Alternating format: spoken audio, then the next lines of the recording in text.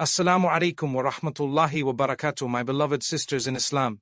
Today I want to remind you of something powerful, and I say it with love. Stop being a soft woman in the wrong way. Islam does not call you to be walked over, used, or broken by this world. No, my sister. Islam calls you to be dignified, resilient, and firm. Let me tell you, softness of the heart is beautiful, but being soft in your principles, soft in your self-worth, and soft in the face of harm, that is not Islam. That is not what our mother Khadija Ra taught us. That is not how Aisha Ra lived.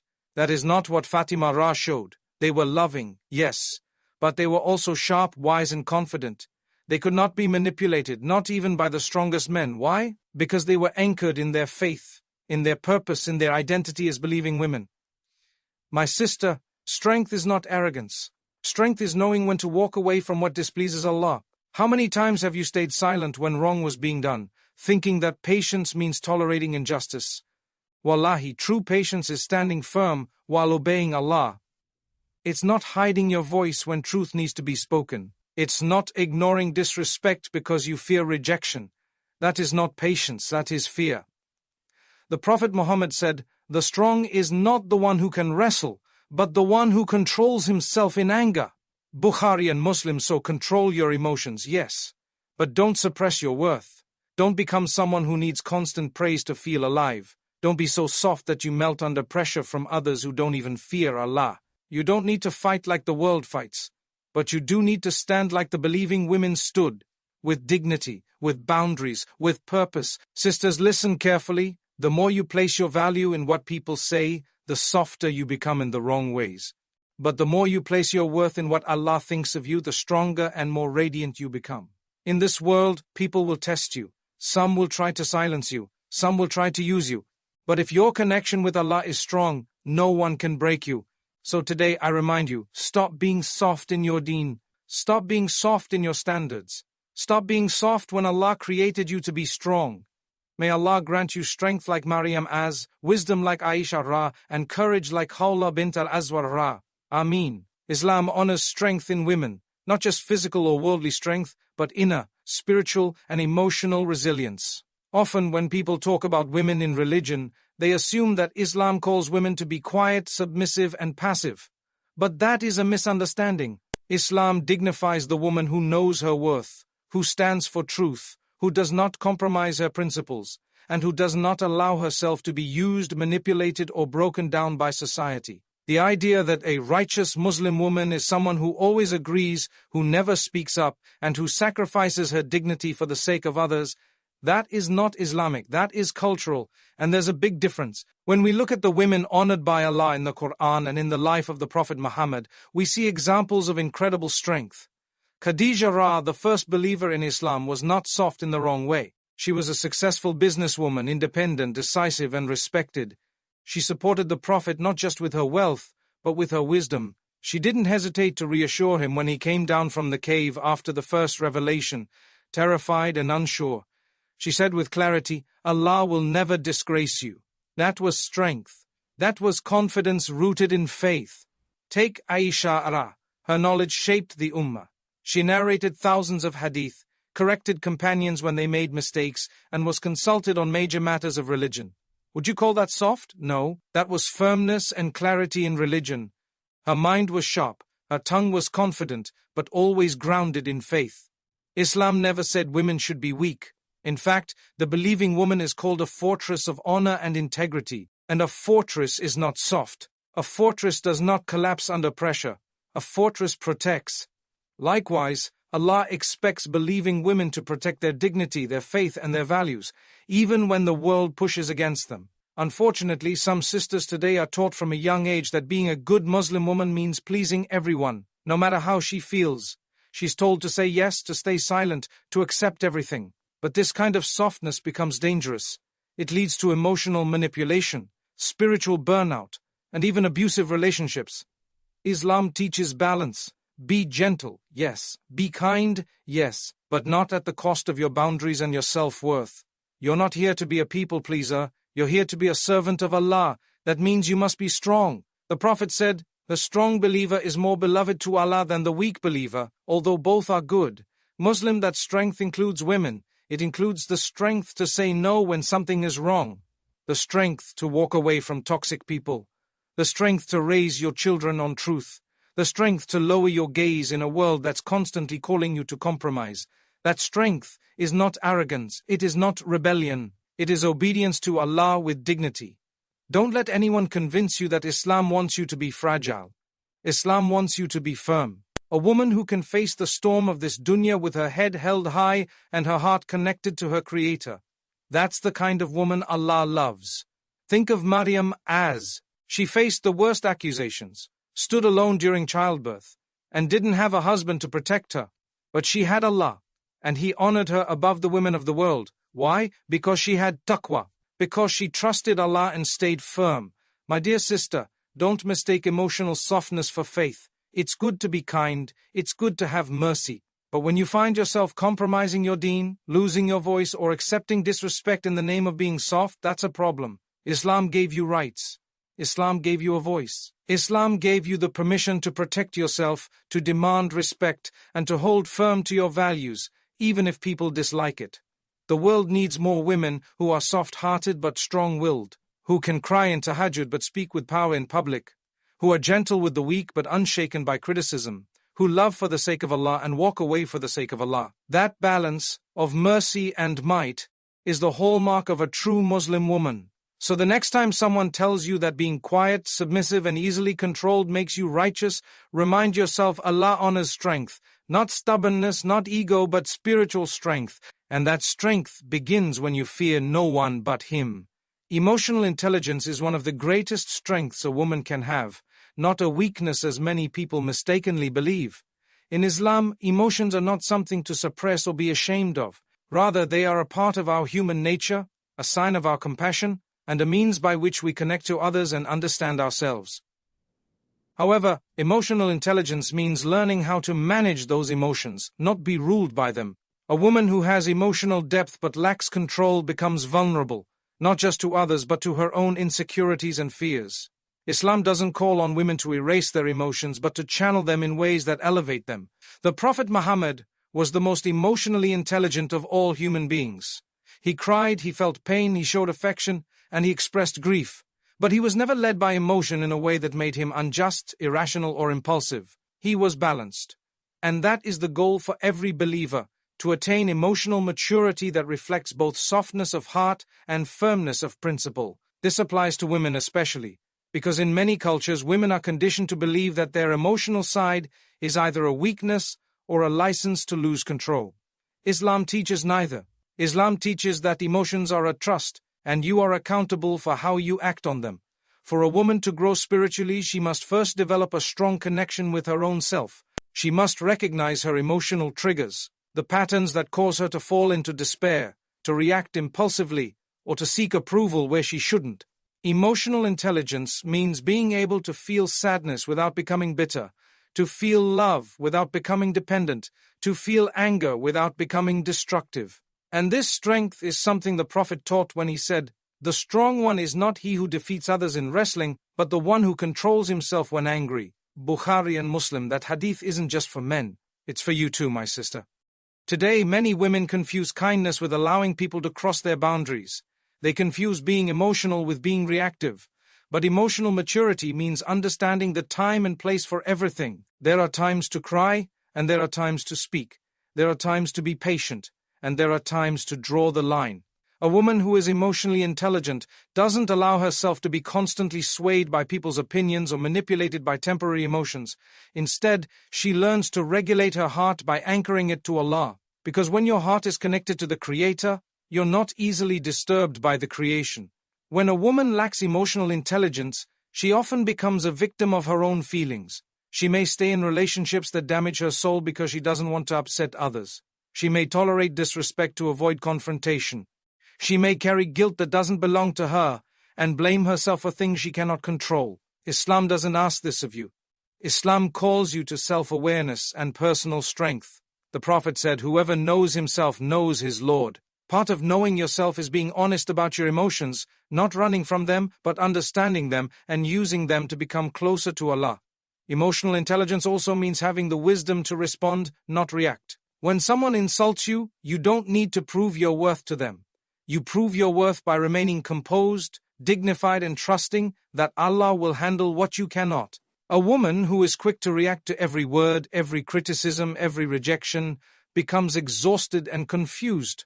But a woman who trains her soul to stay calm, to seek Allah first before responding, becomes powerful in her silence and wise in her speech. This kind of strength doesn't come from books alone. It comes from life, from prayer, from tears shed in the middle of the night, and from a conscious effort to please Allah more than people. Emotional intelligence is not about hiding pain. It's about learning to carry that pain with grace, to transform wounds into wisdom, and to use every hardship as a means of elevation. In a world that often praises emotional numbness or impulsive outbursts, Islam teaches something more noble: balance. You are allowed to feel deeply. You are allowed to cry. You are allowed to be affected by life. But you are not meant to drown in those feelings. You are meant to rise above them, grow from them, and let them bring you closer to your Lord. So, my dear sister, do not let anyone convince you that your emotional side makes you weak. What makes you weak is being ruled by emotions you haven't understood. What makes you strong is the ability to feel with depth but respond with wisdom. That is emotional intelligence. And that, in the sight of Allah, is real strength. Many women today confuse sabr, patience, with staying silent in the face of injustice. They believe that tolerating harmful behavior, enduring toxic environments, and never speaking up for themselves is part of being a good Muslim woman. But that's not sabr. That's not what Islam teaches. True patience is not passive. It is not weak. It is not silent when silence allows harm to continue. In Islam, sabr is strength. It is the ability to endure with dignity, to respond to hardship with action rooted in faith, and to stand firm in truth even when it's difficult. There is no virtue in allowing yourself to be mistreated in the name of patience. Allah does not call upon His believing servants to be doormats. He commands them to stand for justice, even if it is against themselves or their loved ones. In Surah An-Nisa, Allah says, "Sent, O you who have believed, be persistently standing firm in justice, witnesses for Allah, even if it be against yourselves or parents or relatives." Quran 4:13-5. This verse applies to everyone, men and women. Islam does not differentiate between the moral responsibility of each believer when it comes to standing for what is right. So why are so many women taught that they must tolerate oppression for the sake of peace? That is not Islam.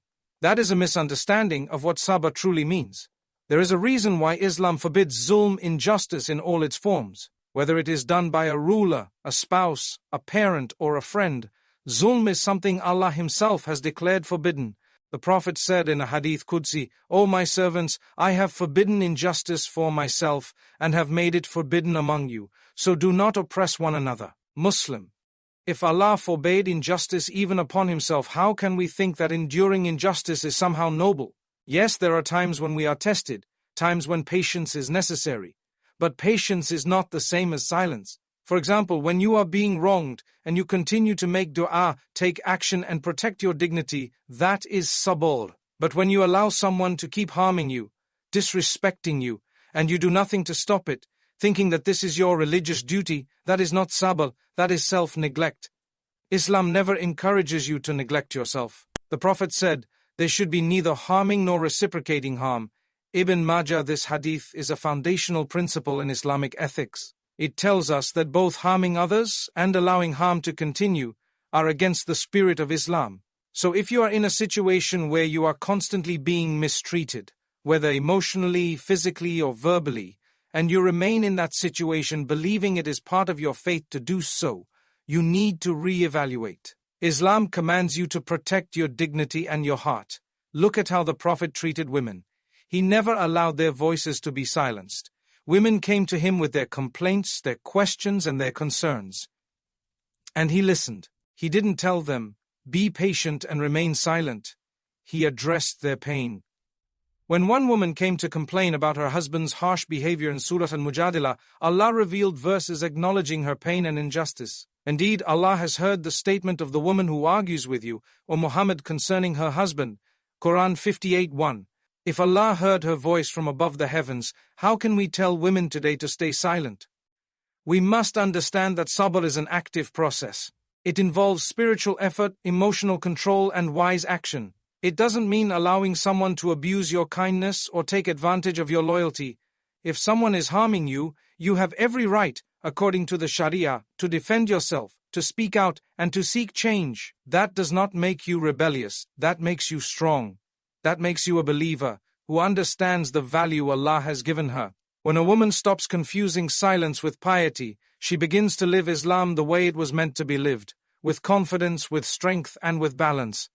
You can be a woman of sabr and still walk away from what breaks you. You can be patient and still protect your peace.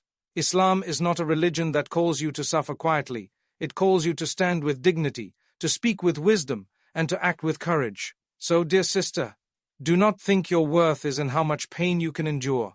Your worth is in how much faith you carry through that pain and how you use that faith to rise, protect yourself, and do what pleases Allah. True sabr is standing firm, not lying down.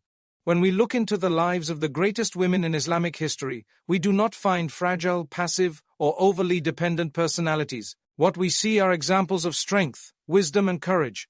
Women who were bold in their decisions, firm in their faith, and impactful in their communities. Islam has never asked women to be silent shadows in the background. On the contrary, it gave them a voice, rights, and roles of influence. The idea that a woman must be soft to the point of silence, or gentle to the point of being ignored, is not only un-Islamic, it is unjust. Consider Khadija bint Khuwaylid Ra, the first wife of the Prophet Muhammad. She was not just a wife, she was a powerful, wealthy businesswoman, known for her intelligence and integrity. She was so respected in Mecca that men would seek her out to do business with her. She proposed marriage to the Prophet based on his character, not societal expectations. When he received the first revelation and was shaken to his core, it was Khadija who comforted him, reminded him of his worth, and reassured him that Allah would never abandon someone like him. That's not the reaction of a soft, uncertain woman. That is the voice of strength, wisdom, and emotional stability. Then there is Aisha bint Abu Bakr Ra, the wife of the Prophet, one of the greatest scholars in our history. She narrated over 2,000 hadiths. She corrected the companions when they misunderstood the teachings of the Prophet. She was consulted in matters of fiqh, and many male companions would come to her for answers. Would we dare call her soft in the modern sense? She was sharp, expressive, educated, and deeply involved in the preservation of Islam. She had confidence in herself, because her knowledge and connection with Allah gave her inner strength. Her example shows us that being a righteous Muslim woman includes speaking up, asking questions, correcting misunderstandings, and standing on firm ground when you know the truth. Another powerful figure is Salama Ra, another wife of the Prophet. She was known for her intelligence and advice. During the Treaty of Hudaybiyah, when the Prophet was worried that his companions would not carry out a difficult command, it was Salama who gave the wise suggestion that solved the situation. The Prophet listened to her, followed her advice, and peace was restored among the people. What does this show us? That women's wisdom is not just tolerated in Islam, it is honored. Their contributions are not hidden, they are part of our legacy. Then we have Nusayba bint Ka'ab Ra, a warrior who fought in the Battle of Uhud alongside the Prophet. She took up a sword and shield, defended the Prophet when many had fled, and sustained multiple wounds in doing so. She was praised by the Prophet for her bravery. If Islam wanted women to be soft in the way that makes them incapable of strength, how do we explain the presence of a woman like Nusayba, whose actions were honored, not condemned? These examples are not exceptions. They are the standard set by Islam for women who live with purpose. They were not rude, arrogant, or reckless, but they were not weak, overly accommodating, or silent in the face of truth either. They balanced femininity with firmness, compassion with courage, and humility with self-worth. The mistake we make today is in assuming that strength is only for men. But strength has many forms. For a woman, it might be in raising a righteous child despite hardship, in speaking up against injustice, in walking away from a relationship that harms her faith, or in educating herself to serve her community. Strength is not loudness, it's not rebellion. It's the quiet determination to please Allah no matter what others expect. Islam didn't limit a woman's role to the kitchen or the house. It gave her the space to be a scholar, a businesswoman, a fighter, a leader, as long as she remains within the boundaries of modesty and sincerity. The problem today is that some women, have been conditioned to believe their strength is a threat rather than a gift. But when used for good, a woman's strength becomes a light for herself and for those around her. So if you are a woman who wants to follow the path of the righteous, don't limit yourself to someone else's narrow definition of softness. Embrace the examples that Allah gave us. Be like Khadija in your wisdom, Aisha in your intellect, Salama in your advice, and Nusayba in your courage. This is what it means to be a strong Muslim woman in the eyes of Islam, not in rebellion, but in balance, principle, and unwavering faith. A soft heart is one of the most beautiful qualities a person can have, especially in a world that often praises hardness, ego, and detachment. But being soft-hearted should not be confused with being emotionally weak, easily manipulated, or dependent on the approval of others. In Islam, your strength begins when your heart is connected to Allah and your self-worth is rooted in His guidance, not in the praise, validation, or attention of people. Too many women today seek constant affirmation from others, whether it be through relationships, social media, friendships, or even family, and in doing so, they weaken the very foundation of their dignity. Islam teaches that your value is not measured by how many people like you, choose you, or praise you. Your value is given by Allah. He created you with honor, He covered you with modesty, He elevated you with iman. The more you understand your worth in His sight, the less you chase validation from creation. A woman who knows her worth in the eyes of Allah is not desperate for attention. She is content even when the world ignores her. She is strong even when others try to belittle her. She is focused on pleasing the one who created her, not impressing those who may turn against her tomorrow. When you constantly look to others to tell you who you are, whether you're beautiful, worthy, loved, you are giving them power over your heart. And the truth is, people are unstable. One day they love you, the next day they leave you. One day they praise you, the next day they forget you. That is the nature of dunya. If your heart is tied to them, you will rise and fall with their opinions. But if your heart is tied to Allah, you will remain steady, firm in your values, secure in your identity, and at peace regardless of how others treat you. This is not to say that wanting love or appreciation is wrong. It's natural. Allah created us with a need for connection. But when that need becomes your main source of self-worth, it leads to emotional instability. You begin to compromise your principles to be accepted. You stay in harmful situations because you fear being alone. You lower your standards because you think no one else will choose you. And slowly you lose parts of yourself. That's not what Islam wants for you.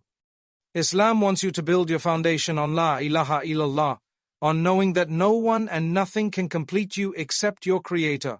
This is why the Quran constantly reminds us to return to Allah. He is Anan al-Ghani, the free of need, and He wants you to be free of need from others when it comes to your dignity. He is Anan Ladud, the most loving, and He can fill your heart with love in ways no human ever can. He is Anan Latif Fanat, the most subtle, and He understands the pain you carry that no one else sees. When you build your self-worth on your relationship with Him, your heart becomes protected from the emotional roller coaster of seeking constant approval.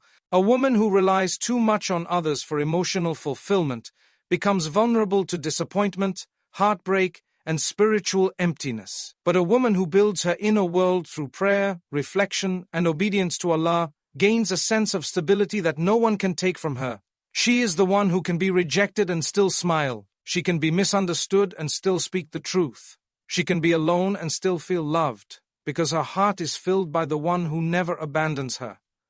Don't let society convince you that your value comes from how many people are drawn to you. Don't let your emotions be controlled by likes, messages, or compliments. You are more than someone's attention. You are more than someone's approval. You are a servant of the Most Merciful, and He has given you a role, a purpose, and a place that no one else can fill. Strength is not in shutting off your emotions, nor in becoming cold and indifferent. True strength is being soft-hearted, but not needy. It's being emotionally aware, but spiritually anchored. This world will try to define you in 1,000 different ways, but the only definition that matters is the one Allah gives you. And He says in the Quran, indeed the most noble of you in the sight of Allah is the one with the most taqwa. Quran 4:9-13. Taqwa, God consciousness, is what makes you valuable. Not your beauty, not your popularity, not your relationship status. So focus on building your heart from the inside. Cleanse it with dhikr. Strengthen it with dua. nourish it with Quran, and protect it with tawakkul. When your heart belongs to Allah, you no longer fear losing people, because you know the one who never leaves is enough. That is the kind of strength Islam wants for you, not hardness, not ego, but a soft heart protected by a strong soul.